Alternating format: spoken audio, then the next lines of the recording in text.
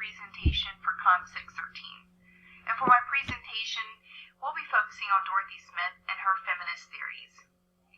We'll highlight how Smith's theories can be applied to public relations, and we'll examine the case of my workplace supervisors who were recently moved from salary to hourly. 5 people in total were impacted, only one of whom was male. The female supervisors decided to give their notice based upon gender discrimination and wage discrimination. Although that was never formally communicated to our Human Resources Department, this was certainly the words that they uttered to their colleagues on the way out the door. Our executive management team decided to make the move from salary to hourly, based solely upon the number of hours they were working each week. And in fact, this move actually would have given them a pay increase. But because of the long-standing history of women and the wage gap disparity, this is not the message that was received on behalf of the supervisors. My argument is that if our management team had been made more aware and more sensitive to the institutionalized discrimination and the still ever-present wage gap, that they would have handled the communication of this change in a more sensitive manner. A lot of the women took this as a demotion on top of just the wage disparity. So this perceived assumption and this clear miscommunication, which turned into a communication crisis, I argue, could have been avoided. Following some of Dorothy Smith's ideas and theories, certainly an understanding of institutionalized discrimination and the exploration of that, putting women at the center of this information, could have prevented this public relations nightmare.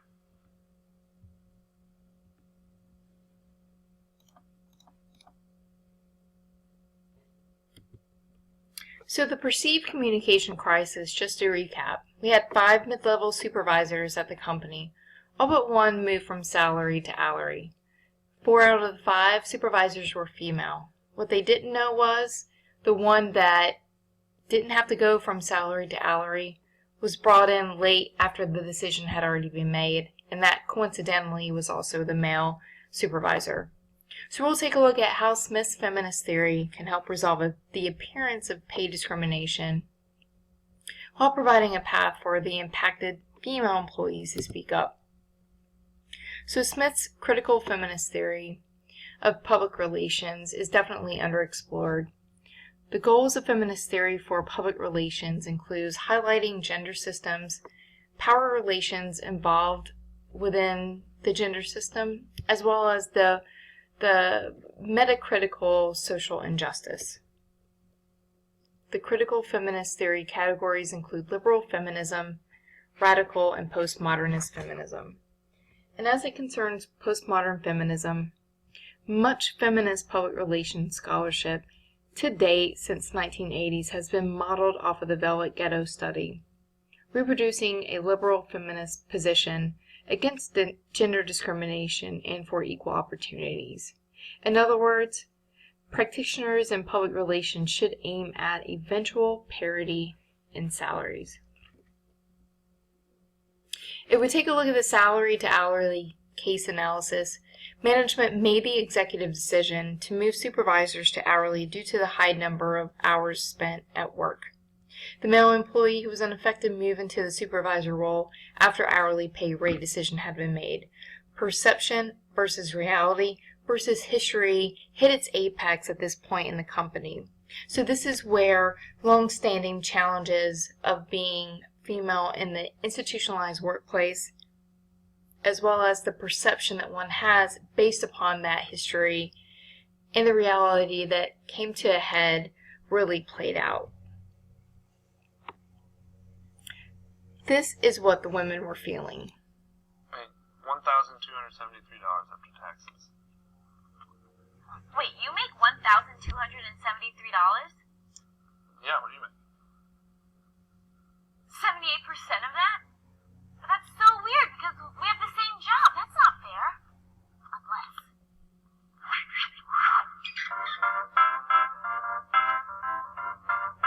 Can you give this folder to Mark? Sure. Thank you. Hey, can you give this folder to Mark? Oh, Mark's right there. Hey,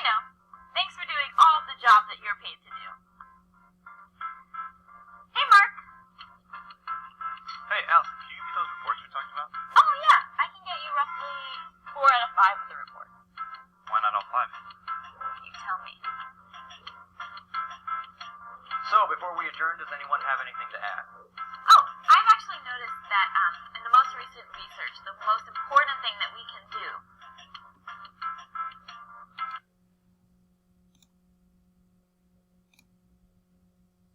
The most important thing we can do is to recognize that gender pay divides still exist. According to Smith, liberal feminism is taken for granted as having inherent proof. This limits the opportunities for women to increase social awareness. And just as this lady in the prior clip silenced herself, so did the company female employees silence themselves with their perceived notion that they were being discriminated against. Proper communication is required to preemptively avoid the assumption that that in fact has occurred, and this is where having a reciprocal understanding of the gender divides comes into play. Postmodern feminism, as reflected through the case study, definitely includes power relations. Tensions between structural centrality and marginality needs to be reinterpreted. Those that felt victimized decided to put in the resignation rather than ask for an explanation. In this case, the resolution really comes at the responsibility of both those in management and those that were impacted.